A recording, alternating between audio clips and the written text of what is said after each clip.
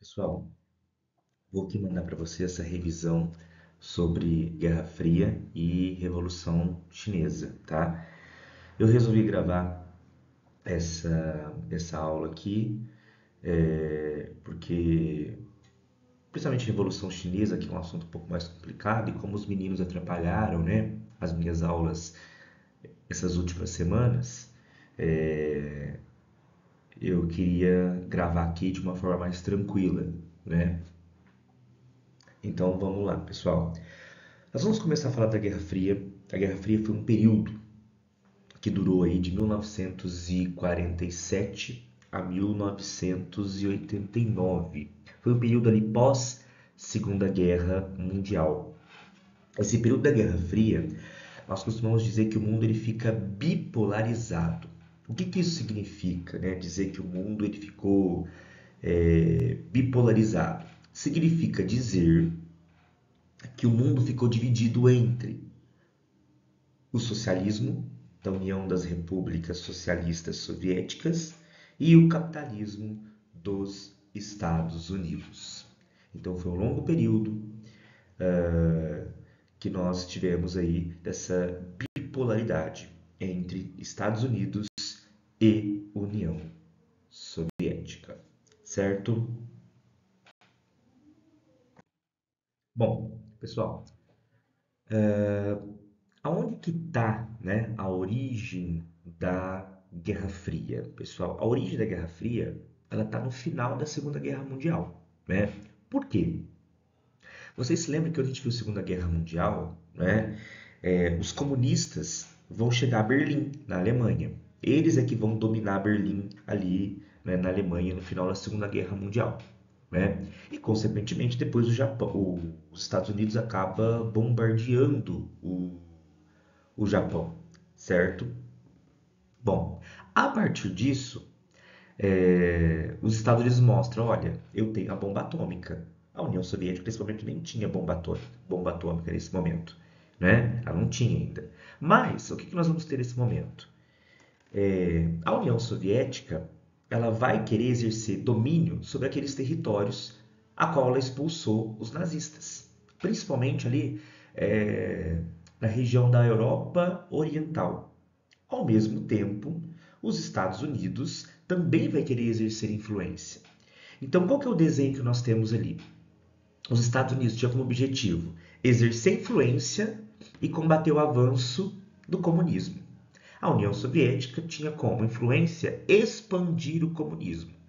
Tá? Então, esse era o objetivo. Os Estados Unidos queriam exercer influência e combater o avanço do comunismo. A União Soviética queria expandir a sua influência comunista. Tá? Tanto que no final da Segunda Guerra Mundial, nós vamos ter aquelas conferências, né? A conferência de Yalta e na Ucrânia, né? E a conferência de Potsdam na Alemanha, né?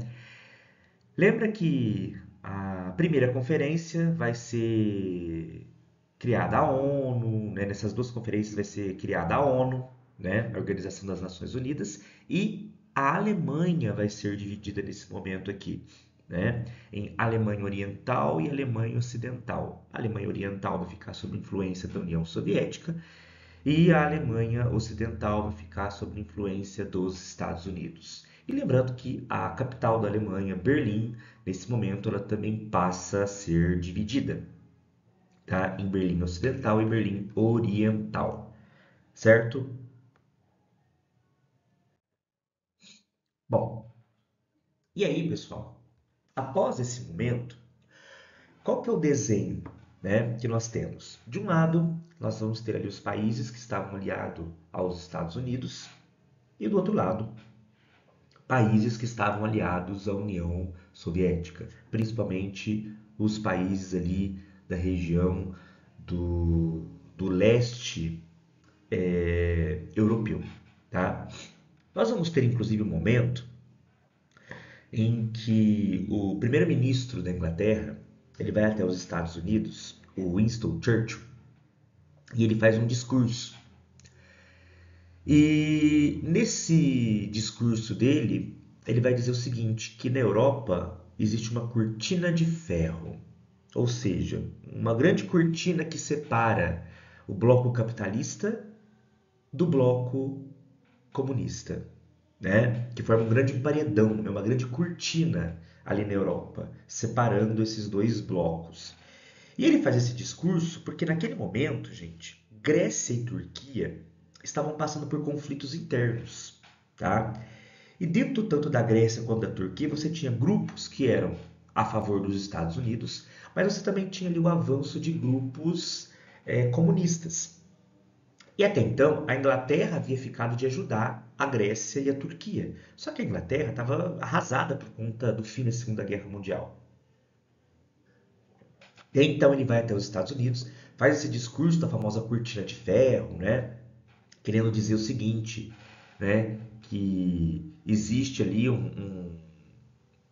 uma cortina de fato mesmo, né?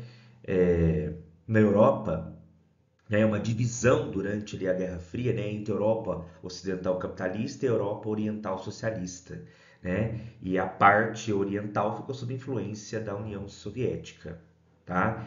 Então é uma barreira, né, na verdade, que isolava a Europa oriental ali sob influência da União Soviética. Ele faz esse discurso porque, na verdade, ele queria que os Estados Unidos ajudassem Grécia e Turquia financeiramente. E na época, o presidente dos Estados Unidos, o presidente Henry Truman, né, ele vai de fato ajudar a Grécia, ele vai ajudar a Turquia, né, mandando dinheiro para esses países, financiando esses países, para enfraquecer o comunismo nesses países. E logo em seguida, sob influência do presidente Truman, né, vai ser criado o famoso Plano Marshall. O que era o Plano Marshall? Era um plano de ajuda econômica dos Estados Unidos para os países da Europa. Então, os países da Europa receberiam financiamento, dinheiro dos Estados Unidos para se reerguer economicamente. Os Estados Unidos fez isso porque eles eram bonzinhos? Não. Os Estados Unidos fez isso para barrar o avanço do comunismo nesses países, né? E também para que ele pudesse exercer ali influência nesses países, tá? Então, o Plano Marshall vai ser oferecido para vários países da Europa. A Alemanha e a Inglaterra aí vão ser os países que mais vão usufruir dessa ajuda econômica criada aí pelos Estados Unidos, que é o Plano Marshall. Lembrando que esse plano, o dinheiro, né, o financiamento, também foi oferecido para os países aliados da União Soviética. Mas, obviamente, a União Soviética ela não permitiu que os seus aliados aceitassem esse financiamento. Bom, juntamente ao Plano Marshall, não junto ao mesmo tempo, mas na mesma linha ali, foi criado a OTAN, que é a Organização do Tratado do Atlântico Norte. A OTAN, ela não é um plano de ajuda econômica. Na verdade, a OTAN é um pacto de ajuda militar, que existe até os dias atuais. É uma organização militar que tinha como objetivo barrar o avanço do comunismo. Então, qualquer movimento que a União Soviética fizesse, né, em termos de invasão aos países capitalistas aliados dos Estados Unidos, a OTAN iria atacar militarmente. A OTAN existe até hoje, certo? Em contrapartida, a União Soviética também não ficou quieta. Em contrapartida, a União Soviética também vai criar um plano de ajuda econômica, o famoso Comecon, que era um plano de ajuda econômica para os seus aliados. E também vai criar um pacto militar, um pacto de ajuda militar, que é o famoso Pacto de Varsóvia, que tinha o mesmo objetivo da OTAN, né? Caso os Estados Unidos ou um aliado dos Estados Unidos invadisse algum território de influência da União Soviética,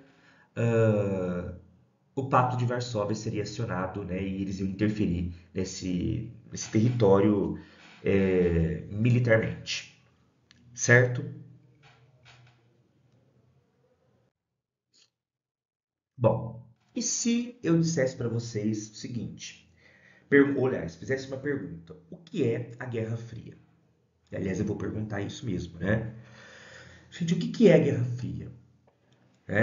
Por que o nome Guerra Fria? Vamos lá. Levou o nome Guerra Fria porque não houve uma disputa direta entre Estados Unidos e União Soviética, tá?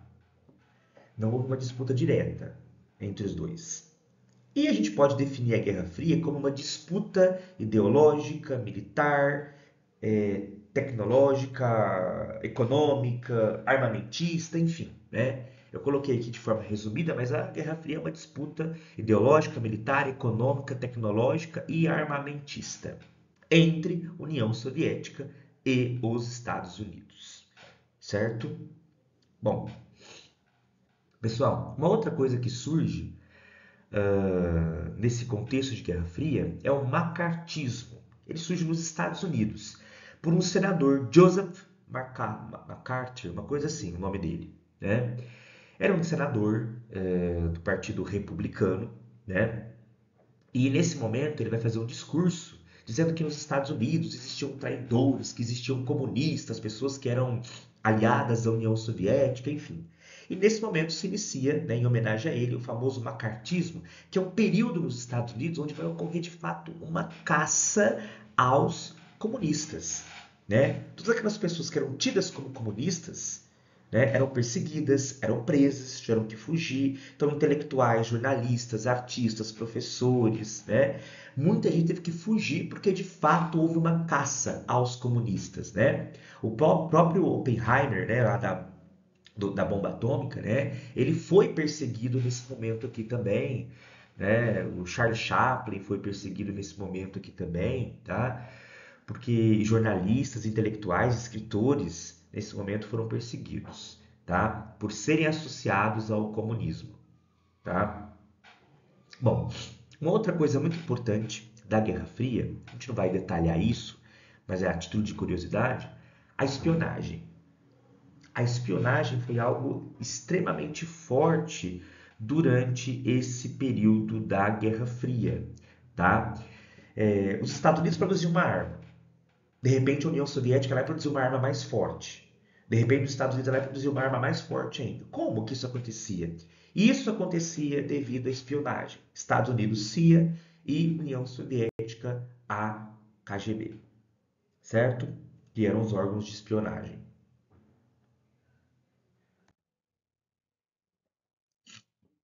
Outra coisa para vocês, a título de curiosidade, não vou cobrar isso aqui na prova, tá? Mas a título de curiosidade, pessoal, houve também durante esse período da Guerra Fria uma disputa espacial, tá? E essa disputa espacial ela começa com a União Soviética saindo na frente. Então tem aqui, ó, 1957, a União Soviética vai lançar o primeiro satélite soviético, Sputnik 1. Depois, em 1958, vai ser lançado o foguete Sputnik 2 com uma cachorrinha, a cadela Laika, que vai morrer logo logo, né? Logo quando é lançado.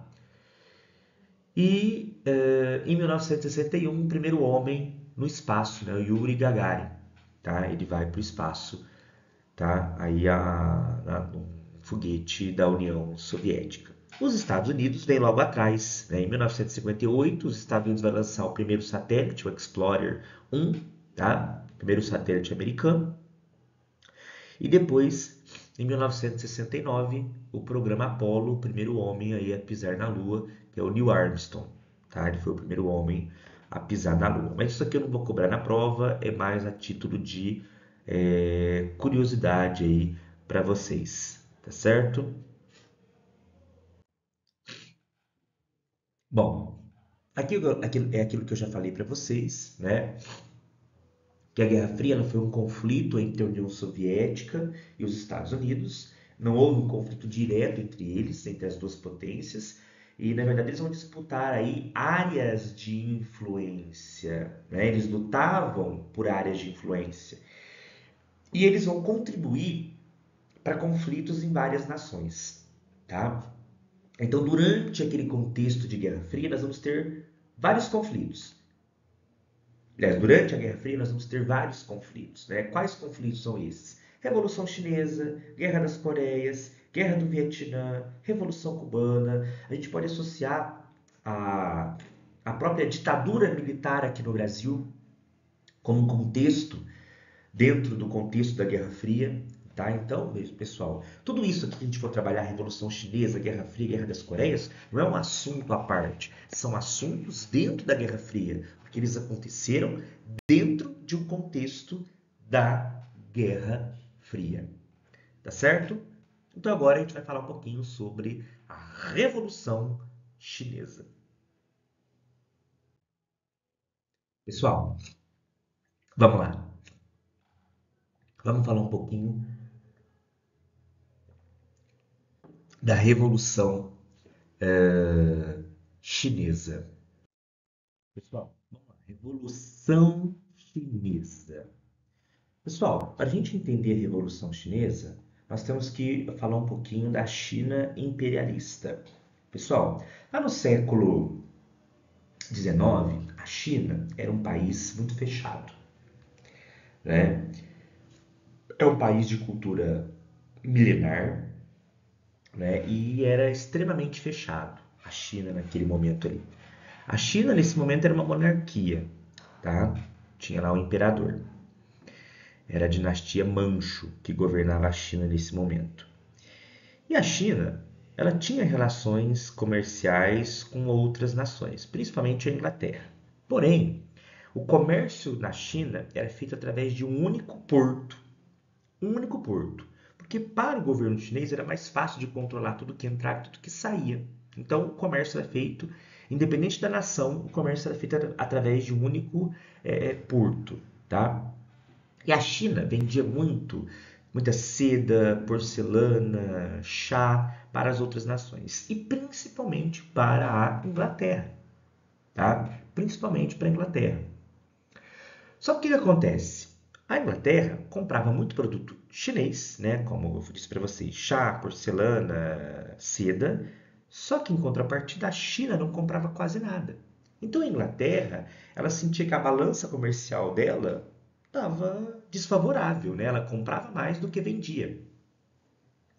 Então a China, a Inglaterra, pessoal, ela vai começar a mandar para a China ópio. Ópio é uma droga. Detalhe, ópio era proibido na Inglaterra. Mas a Inglaterra vai começar a mandar ópio para a China. Quando o governo chinês fica sabendo disso, o governo chinês proíbe o comércio de ópio dentro da China, mas mesmo assim os ingleses continuam enviando ópio, né, de forma clandestina. E o governo chinês, em determinado momento, pegou um carregamento inglês carregado de ópio, jogou no mar, enfim, destruiu. E, devido a isso, a Inglaterra vai declarar guerra à China, que é a famosa guerra do ópio, né? O ópio é uma droga que vicia. E, obviamente, a Inglaterra queria que essa droga entrasse na China para, de fato, causar vício e a China comprar cada vez mais. Por isso que a Inglaterra queria que essa droga entrasse na China. Enfim, a Inglaterra vai usar isso como desculpa e vai iniciar uma guerra, a famosa Guerra do Ópio contra a China. Essa guerra, a gente, é dividida em duas fases. A primeira ali entre 1840 e a segunda fase ali entre 1857 e 60. Tá? Mas eu coloquei aqui de 1840 a 1860, já englobando aí essas duas fases aí da Guerra do Ópio. Qual que é o resultado da Guerra do Ópio? A China sai derrotada, a Inglaterra acaba saindo vitoriosa, tá? E são feitos dois tratados. O primeiro tratado que é feito é o Tratado de Pequim, onde todos os portos chineses são abertos, tá? E não agora só um, agora todos estão abertos para fazer comércio com a Inglaterra e com outras nações. E o Tratado de Nanquim, onde Hong Kong passa para domínio dos ingleses, tá? Hong Kong passa para os ingleses a partir desse momento. E Hong Kong ficou no domínio dos ingleses até 1997, tá? Então essa é a primeira fase. Bom, o que vai acontecer depois? As potências estrangeiras estavam dominando a China.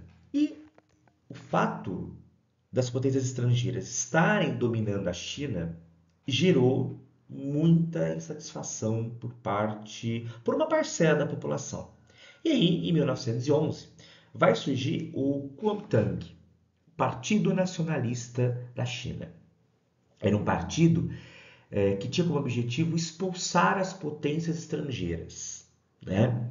E o líder do partido era Sun Yat-sen, tá? Esse meu sen aqui saiu errado, tá? Porque com N eu coloquei com M, depois eu corrijo, tá? Mas é o Sun Yat-sen, tá? O Sun Yat-sen era o líder do Kuomintang, do Partido Nacionalista. Ele surge em 1911 e, em 1912, esse Partido Nacionalista, liderado pelo Sun Yat-sen, vai derrubar a monarquia chinesa que estava enfraquecida, né? E vai proclamar uma república na China, a República Chinesa. Então a China passa agora a ser uma república. O objetivo do Kuomintang, como eu disse, era expulsar as potências estrangeiras. Só que eles tiveram muita dificuldade para expulsar essas potências estrangeiras, porque a China é dividida em várias províncias, né, em várias regiões. E você tinha nessas regiões os famosos senhores de guerra, que eram homens, fazendeiros, muito influentes, muito poderosos. E muitos deles eram aliados das potências estrangeiras. Então, eles tiveram muita dificuldade para conseguir expulsar essas potências estrangeiras aí. Bom, em 1920 surge o PCC, o Partido Comunista Chinês, né, que tinha como líder ali o Mao Tse-tung, tá? Vai surgir também nesse contexto, no mundo inteiro, nesse momento, está surgindo os partidos comunistas, no Brasil, né, na Europa, está surgindo os partidos comunistas. E na China não vai ser diferente, tá? Mas o que acontece? O Kuomintang era nacionalista e o PCC era o Partido Comunista. Mas, de 1920 a 1925, os dois viveram de forma pacífica, inclusive se uniram contra os senhores de guerra. Tá? O Sun Yat-sen e o Mao Tse-tung viveram ali de forma pacífica e lutaram juntos contra os senhores de guerra. Tá? Bom, mas os problemas começam quando o Sun Yat-sen ele morre. Porque quando o Sun Yat-sen morre em 1925, quem vai assumir o Partido Nacionalista, né, o Kuomintang, é o Chiang Kai-shek. O Chiang Kai-shek ele já não vai ter ali piedade dos comunistas. E o Chiang Kai-shek, assim que ele assume, ele vai interromper essa convivência pacífica e ele vai começar a perseguir, né, de fato, os comunistas. E detalhe, o Chiang Kai-shek ele vai ter apoio da Inglaterra, dos Estados Unidos, né, das outras potências estrangeiras, porque queriam acabar com o Partido Comunista na China, né? Então, ele vai ter o apoio dessas potências para perseguir de fato os comunistas e acabar com os comunistas. Ele vai iniciar de fato na China uma guerra contra os comunistas. Os comunistas vão ficar tão acuados que entre 1934 e 1935 eles vão iniciar a famosa Grande Marcha, que tem até no mapa que eu coloquei para vocês aqui. Eles vão marchar em mais de 12 mil quilômetros em direção ao norte da China para fugir do Chiang Kai-shek, que queria aniquilar eles. Então eles vão fugir, vão para o norte. Só que o que acontece? Conforme eles foram fugindo, né, caminhando mais de 12 mil quilômetros, eles foram passando por áreas rurais, onde tinham muitos camponeses. E os comunistas vão ser muito bem recebidos pelos camponeses que estavam esquecidos, abandonados na China. Então os comunistas passam a ter apoio dos camponeses, gravem isso, passam a ter apoio dos camponeses, tá? Bom, então eles vão marchar até 1935, vão chegar lá mais ao norte da China e lá eles vão ter para onde ir mais, né? Começa a se estabelecer um cerco ali aos comunistas. Eles não tinham para onde ir. E basicamente eles seriam aniquilados com o tempo ali. Porém, o Japão vai ajudar os comunistas de forma indireta, mas vai. O que que acontece, gente? Eu disse que o Japão iria ajudar os comunistas, né? Mas ajudar no sentido de que o Japão, em 1937, ele invade a China. Por que que o Japão invade a China? Gente, contexto de Segunda Guerra Mundial. A Alemanha não estava expandindo seu território, a Itália não estava expandindo seu território. Mesma coisa o Japão, que era um aliado. O Japão vai começar com a sua política imperialista de invadir territórios. O Japão vai invadir a Manchúria, na China. O Japão vai bombardear bases americanas no Pacífico, né? O Japão queria exercer influência, então o Japão vai invadir a China, região da Manchúria, região de terra fértil, rica em carvão, né? Então o Japão vai invadir ali a região da Manchúria. Nesse momento, o conflito entre comunistas e nacionalistas ele se interrompe, porque o inimigo agora era o Japão. Então, nesse momento, comunistas e nacionalistas deixam o conflito entre eles, né, e vão lutar contra o Japão. Tá? Eles vão lutar agora contra o Japão, certo? Esse conflito vai durar de 1937 a 1945. Em 45 termina a Segunda Guerra Mundial, o Japão é bombardeado e o Japão acaba se rendendo e acaba desocupando a China, porque o Japão está fraco, enfraquecido, derrotado, então ele acaba desocupando a China. A partir daí, os nacionalistas e comunistas retornam o conflito entre eles. Chiang Kai-shek ainda quer dizimar os comunistas. Então retorna esse conflito entre os dois. Foi feita uma tentativa de negociação, né, entre nacionalistas e comunistas. Na época, o Chiang Kai-shek propôs que os comunistas, né, liderados pelo Mao Tse-tung, devolvessem, né, as armas para o governo chinês, né, para o governo do Kuomintang, né, que eles dessem as armas, ficassem desarmados para viver de forma pacífica. É claro que o Mao Tse-tung não aceitou isso. Por que, que ele não aceitou isso? Porque ele sabia que se ele entregasse as armas, eles seriam aniquilados depois pelos nacionalistas. Então o conflito ele continuou. Porém, qual que é a questão agora?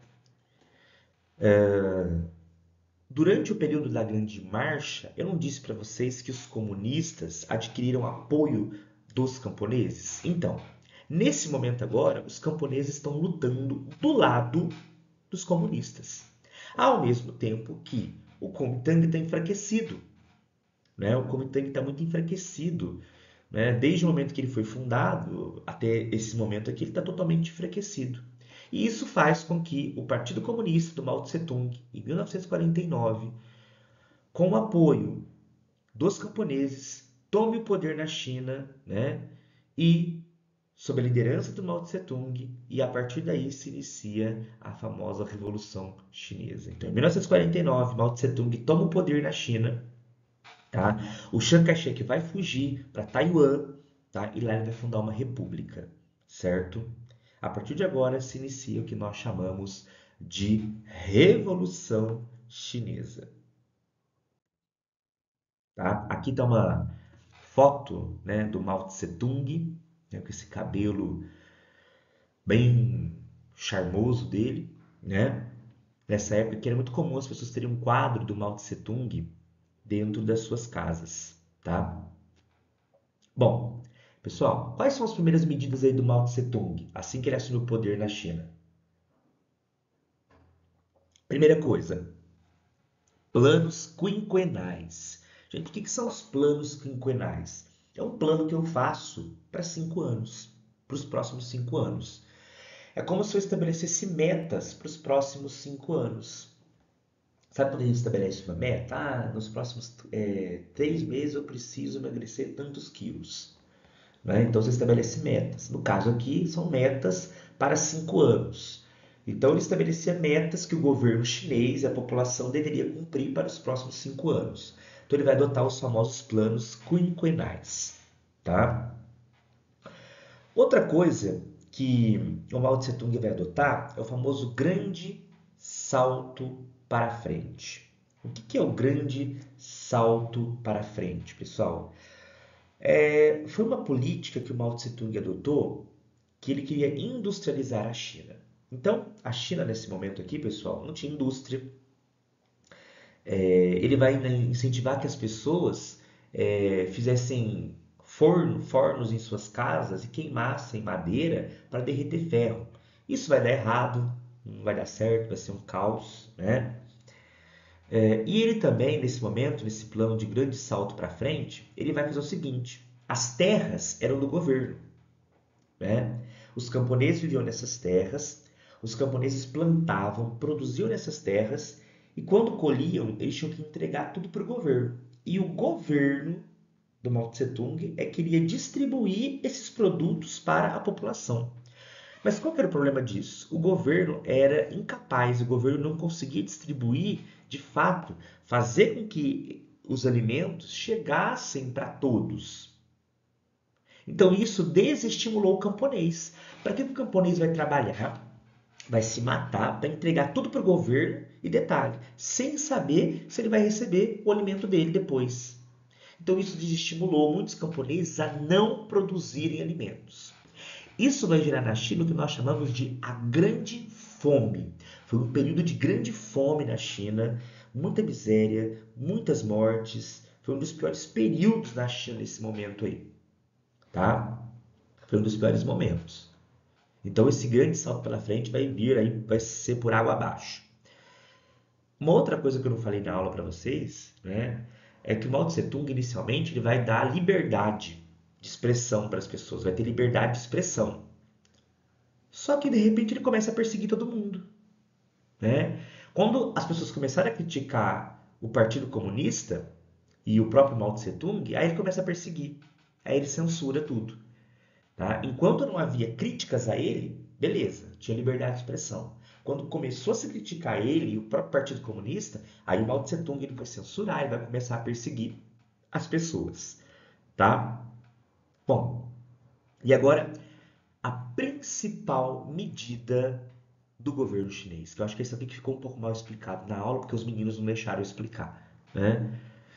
É, A principal medida adotada pelo governo chinês foi a famosa Revolução Cultural. Gente, o que é que foi a famosa Revolução Cultural? Olha aqui, pessoal. Agora eu até escrevi aqui para vocês. O que foi a Revolução Cultural? Ela foi um movimento iniciado pelo Mao Tse Tung na China, pessoal. Ele tinha como objetivo, pessoal, fortalecer ali o comunismo e a autoridade dele, tá? E o Mao Tse Tung, ele vai eliminar e punir todas aquelas pessoas que se opunham ao comunismo. Ele vai perseguir, né? E o que ele vai dizer? Que ele vai eliminar as 4 coisas velhas que existiam na China. Quais eram essas 4 coisas? Os velhos costumes. Que costumes esses? Associados ao capitalismo, à cultura capitalista, à cultura ocidental. A velha cultura, muito associada ao capitalismo. Os hábitos, né? Os velhos hábitos, muito associados também ao capitalismo. As ideias associadas ao capitalismo, né? Ou seja, tudo aquilo que remetia à cultura, aos hábitos do capitalismo, do consumismo, da vida capitalista, né? Tudo aquilo que se opunha ao comunismo, o Mao Tse Tung ele ia destruir, ele ia perseguir.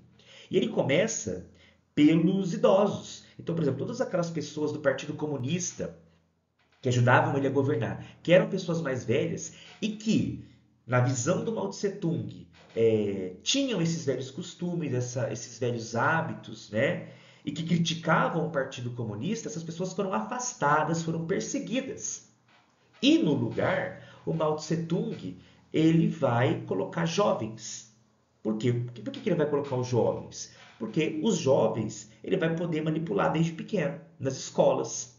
E aí ele vai poder manipular esse jovem da forma que ele quer, né? Dentro da ideologia comunista. Tá? Então, todos aquelas pessoas que eram contra o comunismo, o Mao Tse Tung vai perseguir, né? E vai ter um número muito grande de pessoas que morreram por conta dessas perseguições aí do Mao Tse Tung, tá? Então, muita gente morreu durante esse período aí na China com as perseguições do Mao Tse Tung. Então, a Revolução Cultural, pessoal, foi um momento em que Mao Tse Tung, resumindo o que foi a Revolução Cultural, foi um momento em que o Mao Tse Tung queria eliminar tudo aquilo que fizesse oposição ao comunismo, tá? Então ele vai perseguir aquelas pessoas, inclusive pessoas do próprio Partido Comunista que criticavam as atitudes do Mao Tse Tung. Ele vai perseguir, tá? E vai tirar essas pessoas do cargo e vai colocar jovens, jovens que foram manipulados, desde pequeno, né? E estavam dentro da ideologia comunista, tá certo? Então ele vai perseguir muita gente, ele vai destruir a arte, toda aquela arte, literatura e arquitetura que remetia ao mundo capitalista vai ser destruído. Vai ter, por exemplo, nesse momento, a queima dos livros, onde ele vai queimar livros, tá? De autores intelectuais que criticavam o comunismo, de autores ocidentais, né? Então vai ter uma perseguição muito grande, artistas chineses também, tá? Tudo aquilo que é contra a ideologia comunista era perseguido naquele momento, tá? Bom, e além disso, pessoal, o Mao Tse-tung vai criar a famosa Guarda Vermelha, tá? E vai criar o famoso Livro Vermelho, pessoal. A gente não pode esquecer disso, tá? Do Livro Vermelho do, do Mao Tse-tung, tá? E qual que era o objetivo do Livro Vermelho, né? O objetivo ali do Livro Vermelho foi um livro escrito pelo próprio Mao Tse Tung, né, com orientações, com reflexões de como de como as pessoas, os chineses deveriam se comportar, né, de como a sociedade deveria ali se comportar, tá? Foi um livro escrito pelo próprio Mao Tse Tung, tá certo? Bom, o Mao Tse Tung ele vai morrer depois na década de 70, né? E depois do Mao Tse Tung, quem vai assumir o poder na China é o Deng Xiaoping. E aí, já no governo do Deng Xiaoping, a China vai começar a se abrir para o mundo, se abrir para o capitalismo, tá bom? Mas isso aí depois é assunto para um outro momento, assunto para uma outra aula. Tá certo, pessoal? Então, é isso.